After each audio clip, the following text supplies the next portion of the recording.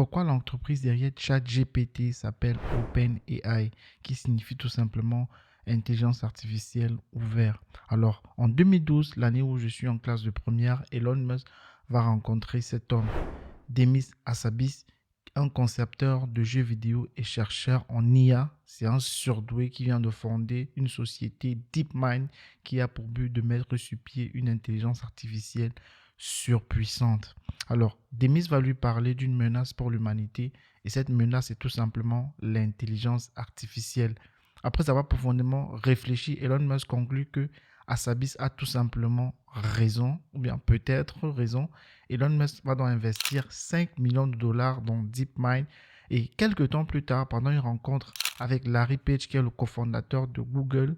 Alors pour la petite parenthèse, les deux se connaissent depuis assez longtemps. Ils ont comme ça l'habitude de se rencontrer comme voilà pour échanger sur plusieurs sujets. Alors, lorsque Elon Musk parle de l'intelligence artificielle à Larry Page, lui, il est quasiment indifférent sur le sujet. Pour lui, si l'intelligence artificielle arrive à surpasser l'homme et anéantir ainsi l'espèce, ce n'est rien d'autre qu'une transition vers une civilisation plus évoluée.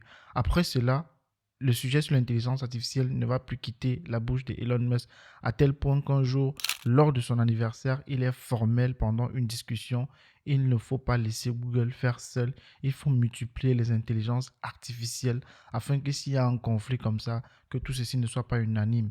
Alors, pour Musk, la conscience humaine est une lueur très précieuse dans l'univers et il est hors de question qu'une machine la fasse disparaître. Après donc le rachat de DeepMind par Google en janvier 2014, lors d'un colloque au MIT, également au cours de la même année, Elon Musk va déclarer que l'intelligence artificielle représente le plus gros danger de l'humanité. Alors, Elon Musk va multiplier les rencontres et les réunions au cours de la même année et l'année qui va suivre également, il rencontre plusieurs personnes, dont Barack Obama, mais apparemment personne ne veut marcher avec lui. Alors, un jour, il va donc rencontrer Sam Altman, qui est un génie entrepreneur, qui est également passionné des voitures de sport. Et les deux vont donc décider ensemble de cofonder un laboratoire de recherche à but non lucratif sur l'intelligence artificielle.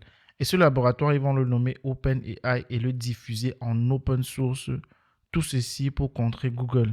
Ils vont donc faire une levée de fonds et quelques temps plus tard, en décembre 2023, il y a exactement un an, ils vont lancer ChatGPT. Mais bien entendu, Elon Musk n'est plus de la partie.